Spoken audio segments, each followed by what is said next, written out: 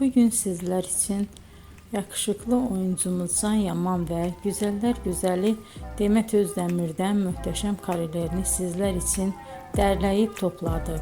Can Yaman İnadına Aşk, Bay Yanlış, Dolunay, Erkenci Kuş dizi gibi dizilerde rol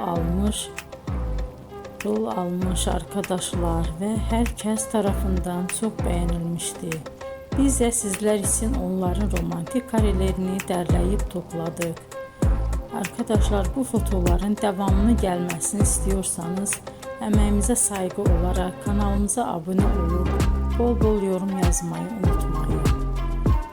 Arkadaşlar, bizi izleyen herkese teşekkür ederim. Bizden bu kadar.